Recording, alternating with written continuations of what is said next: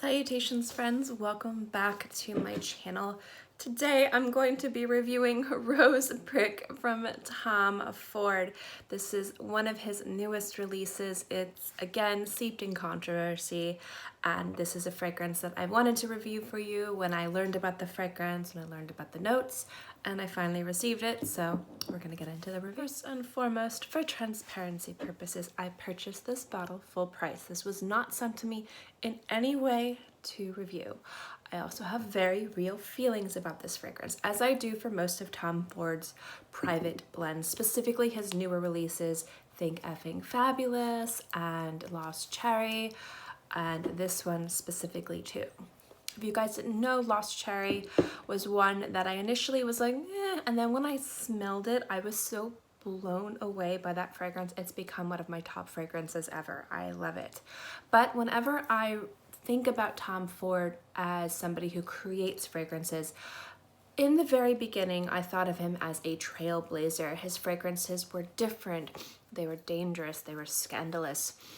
Not just his marketing, but just the compositions. Like Black Orchid in itself as a fragrance changed a lot in regards to what would be considered a designer fragrance, what would be considered a safe fragrance to market to the masses. And definitely it is still, to somewhat, a very polarizing and controversial scent. So when he came out with Effing Fabulous, I think that he took that scandalous cheekiness and kind of reimagined it into a very specific, almost separate line to his other private blend fragrances. Something a little bit more dangerous, something a little bit more daring, something a little less safe, and definitely more cheeky.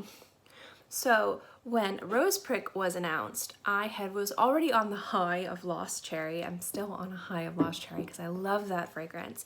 But the notes in here got me a little, not worried, but I was intrigued. So you have three distinctive roses. You have a Turkish rose, you have a Bulgarian rose, and you have a Rose de Mai. I am working on a video where I talk about the different roses used in fragrances and kind of break down why they smell differently, and fragrances that really, I say, put those notes on center stage. So that's something that I'm working on. And when I saw these three distinctive roses and three roses that are going to be very much center stage for that video, I wanted to get this fragrance to use kind of as like a resource for that video, which will be coming out probably early summer. It's taking a lot of time. Also in this fragrance, you have turmeric, Sichuan pepper, patchouli, and Tolu Balsam. Now, Tolu Balsam, and I'm probably mispronouncing that, please forgive me, is a note that I love, and I love seeing it as a way to balance out citrusy fragrances, citrusy notes, and floral notes. It's actually that kind of like sticky, almost resinous balsamic note. Works really well to create unique and beautiful floral fragrances. And so when I saw that with the roses and the patchouli and the turmeric, I was really intrigued to try this scent. So I did blind buy this. I did not try this at all. So my feelings on this are fresh because I got it a few days ago, and I have very specific feelings about the scent. So I'm gonna just start and talk to you guys about how the fragrance develops on my skin, its performance, so that way you guys don't have to sit through a very long video. And then I'm gonna talk to you guys a little bit about the composition and where I think it succeeds and where I think it fails.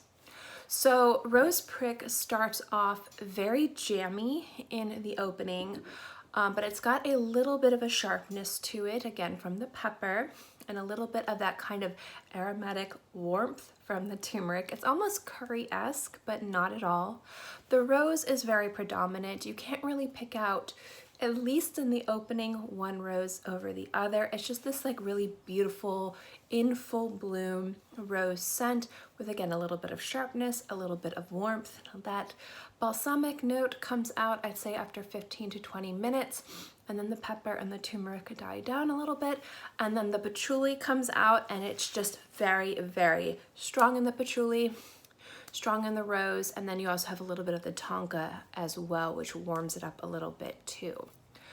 So this scent on the skin is really complimentary. I find it to be really beautiful.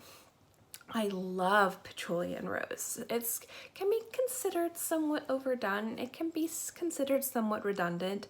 Rose and patchouli are very recognizable scents, and when they come together, those two notes tend to overpower other subtleties in fragrances. And one could say that in this scent, that can be true a little bit. So if you have a beautiful rose patchouli fragrance, you do not need rose brick in any capacity, because those are the two predominant notes. What I will say that this fragrance has going for it is beautiful performance. The longevity, I'd say it's probably about 4 to 6 hours on my skin. Some of his other fragrances last a lot longer. Some of them don't last as long, but 4 to 6 hours is acceptable for me. Maybe not for everybody at a $335 price point. For me, it's acceptable. But what I love most about this is how it performs on the skin. So it wafts off your skin very light and attractive. Sometimes patchouli rose scents can be very heavy and very overpowering, and I was worried that this was going to be one of those fragrances, but it's actually very attractive. It permeates off the skin like a beautiful symphony, and not like I'm shooting you in the face with a water hose. Like, it's a very attractive, beautiful, lingering sillage, and the projection is really nice. It's not crazy loud, but it's enough to draw attention. It's a very complimentary scent. And so I was very pleasantly pleased with the performance. Again, for $335, people might want it to last on the skin longer than 4 to 6 hours. But again, remember, I live in Florida, so my performance is different. But when it comes down to its projection and its sillage, it's not an overpowering, heavy, sticky scent. It definitely is very attractive. So smell-wise, I think it's really pretty, and performance-wise, I think it's hit it out of the ballpark in regards to how it lingers in the air and how it smells on your skin. I think it's really beautiful. But my very real feelings come into the concept of this fragrance, not as another cheeky, provocative, marketable scent from Tom Ford, but the composition of rose and patchouli. I love rose and patchouli. I think that that is a beautiful combination, but when you have the budget and when you have the ability to create magic, and whether or not you like Tom Ford's entire library, he has been known to create real magic with his fragrances. I feel like he is given, because he's kind of set himself out there and said, I'm going to be daring, I'm going to take risks, I don't mind being scandalous. He has the opportunity to really take risks. And my very real feelings about, there we go, hi. My very real feelings about this fragrance is it smells safe. It's a beautiful fragrance, do not get me wrong. I actually really like the way that it smells. And to some degree, I don't disagree with the $335 price point. I think that the quality of this juice smells really nice, and it's got a lot going for it in regards to, again, how it performs on the skin and the beautiful symphony of the smells. But I feel like this fragrance is playing it safe and relying more on the name and the other fragrances that kind of set the stage to create these risky compositions. And this doesn't smell risky at all. And I think that he could have gone stronger, personally for me, on the turmeric. When I saw turmeric as a note, I was really excited. I really love the idea of this kind of like balsamic, sticky note with the warm tonka and these 3 distinctive roses and the patchouli. And when I saw the turmeric, I'm like, that's going to be the note that's going to take it one way or the other. It's going to make it a winner, or it's going to make it a dud.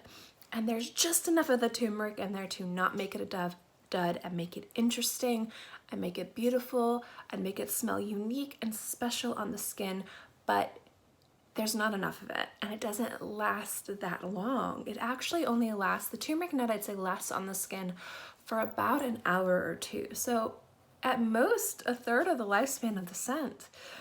And when the turmeric goes away, when that dissipates, when that note disappears, you're left with another rose patchouli combo, and it becomes very, very similar to probably other rose and patchouli fragrances out there. And I wish that the turmeric stuck around a little bit more. I wish that that specific note just kind of shone more in this fragrance, because I think that was the note I was most excited for, and that is the note that let me down the most. So my thoughts on Rose Prick in general as a fragrance are very positive. It doesn't smell daring, it doesn't smell scandalous, it doesn't smell avant-garde, it just smells pretty. If you like patchouli and you like rose, it's beautiful. That unique little twist of the Tolu Balsam, the warmth of the Tonka, and the spicy sharpness of the pepper really make this a beautiful scent that's still daring and unique, but wearable. But I wish that turmeric was in there longer. Oh, I wish that turmeric was in there longer. So that's my thoughts on this scent. It's a wearable beauty. If you're familiar with patchouli rose scents, you could blind buy this. There's nothing about it that seems particularly off. There's nothing about this that smells particularly like unsafe. But I think I wanted more risks out of this scent. I wanted more risks out of the price point, and I wanted more risks out of this house. And that's where my real feelings come into play. But it is a beautiful scent. It does smell really nicely on the skin, and it does have fantastic performance. So, in any case, guys, that is my review of Rose Prick from Tom Ford. I will be wearing this scent. I do think it's really beautiful, but again, I feel like it just missed the mark and it could have been something really special and magical, but that's just my opinion. Anyways, guys, thank you so much for watching this video. I hope you enjoyed it, and I'll see you next time. Bye.